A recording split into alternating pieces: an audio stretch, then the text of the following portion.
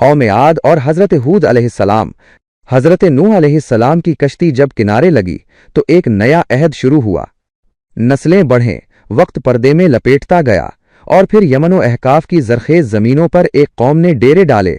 ये थे कौम आद। उनके नाम का मतलब सिर्फ एक कौम नहीं था, ये क़ुव्वत, अज़मत और बेमिसाल शान व शौकत का इस्तिआरा बन चुका था। उनके शहर आम बस्तियां नहीं थे, वो इरम ज़ातुल इमाद थे, सुतूनों वाले शहर। हर इमारत आसमान से बातें करती थी, हर महल में हीरे मोतियों की चमक थी। उनके कद आदम से बुलंद थे, उनके बाजू फौलाद जैसे मजबूत और उनकी दौलत समंदर की गहराइयों से ज्यादा थी। वो वादियां जहां आद आबाद थे, वहां नहरें गुनगुनाती थीं, खेत सोना उगलते थे और हर सौ आसूदगी का राज था। उन्होंने जमीन को तस्खीर कर लिया था और अब आसमान की तरफ देख रहे थे। मगर जब आसूदगी हद से बढ़ती है तो अक्सर शुक्र की जगह गरूर ले लेता है। उनकी कुव्वत ने उनकी अकल पर पर्दा डाल दिया। वो कहने लगे, हमसे ज्यादा ताकतवर कौन है?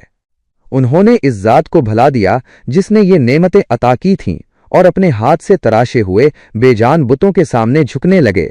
तौहीद का चराग टमटमाने लगा और शिर्क की तारीकी छा गई। लेकिन आसमान ने अपनी मखलूक को भुलाया नहीं था। इसी पुरगरूर और ताकतवर कौम के बीच से एक आवाज उठी, एक साफ, निडर और हिकमत से भरी हुई आवाज। ये थे हजरत हूद अलैहिस्सलाम।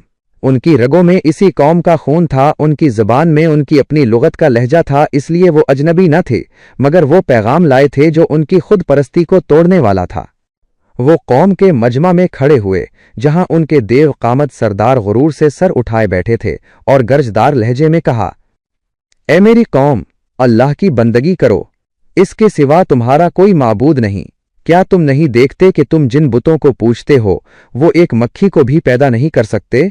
तुम इसी नूह की कौम के वारिस हो जिसे उसके गुरूर ने तबाह किया।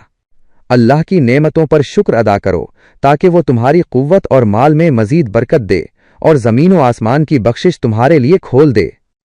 कौम आद की गहरी खामोशी में तंजिया कहकहे गूंजे। सरदारों ने हकारत से सर हिलाया। ए हूद, क्या तुम हमें बेवकूफ समझते हो? उन्होंने मजाक उड़ाया, तुम सिर्फ कमजोर दिमाग हो जो अंधेरे में डरा रहा है। हमारे माबूद हमारे आबाओ अजदाद के माबूद हैं, हम उन्हें नहीं छोड़ेंगे। हम किसी के डर से नहीं झुकते, हम ताकतवर हैं। हजरत हूद अलैहिस्सलाम का चेहरा सब्र और दर्द से गहरा हो गया। उन्होंने तन्हा खड़े होकर मुसलसल पुकारा, बार बार उनकी ताकत को याद दिलाया कि वो अल्लाह के मुकाबले में कुछ नहीं। लेकिन कौम की सरकशी हर गुजरते दिन के साथ बढ़ती गई। फिर आसमान ने अपनी रहमत समेट ली। वादियां जो कल तक हरी भरी थीं अब सूखने लगीं, नहरें पाताल में उतर गईं, खेत जलकर राख हो गए। कहत ने कौम आद की दौलत को चैलेंज कर दिया। वो जो अपने आप को सबसे ज्यादा ताकतवर कहते थे, अब प्यास और भूख की जंजीरों में जकड़ने लगे। हजरत हूद अलैहिस्सलाम ने आखिरी बार मौका दिया, ए मेरी कौम, अब भी वक्त है, अल्लाह से इस्तिग़फ़ार करो, वो बादल भेजेगा, नहरें बहा देगा। तुम्हारी ये सख्ती तुम्हारे गुनाहों का नतीजा है। लेकिन इस कौम ने आखिरी चोट भी अपने गुरूर पर की। उन्होंने आंखें माथे पर तान कर कहा, कौन है जो हमसे ज्यादा ताकतवर हो? और ये जुमला, ये ललकार अजाब की चाबी बन गई। एक दिन जब सूरज आसमान के ऐन वस्त में था, उफुक पर एक गहरा स्याह बादल नमूदार हुआ। कौम आद ने खुशी से नारे लगाए, देखो, अब हमारी किस्मत बदल गई, ये बारिश है। वो बाहर निकले, हाथ फैलाए, इस रहमत का इस्तकबाल करने को तैयार जो उनके गुमान में उनकी ताकत के एतराफ में आ रही थी। मगर ये बारिश नहीं थी, ये अज़ाबिल लज़ू ही था। बादल तेजी से उनके शहर पर छा गया और फिर एक आवाज आई, एक भयानक गरज, और उसके साथ एक आंधी चली। वो आंधी आम नहीं थी, वो सरसर थी, चीखने वाली आंधी। उसने जमीन को झंझोड़ा और 7 रातें और 8 दिन मुसलसल अपना कहर बरसाया। शहर इरम के आलीशान सुतून मोम की तरह पिघल गए। दियो कामत जिस्म हुआ में उछलते थे जैसे सूखी टहनियां। उनकी ताकत, उनकी दौलत, उनकी मजबूती सब इस आंधी के सामने हैच हो गए।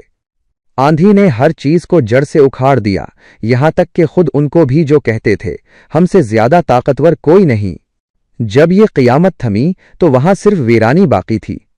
अजीम शहर मलबे के ढेर में बदल चुका था और कौम आद किस्सा पारीना बन चुकी थी। حضرت ہود علیہ السلام اور ان کے چند اہل ایمان اس عذاب سے محفوظ رہے۔ وہ صرف تماشا دیکھنے والے تھے، اس عبرت کے گواہ کہ اللہ کی طاقت کے سامنے انسان کا غرور ریت کا گھروندہ ہے۔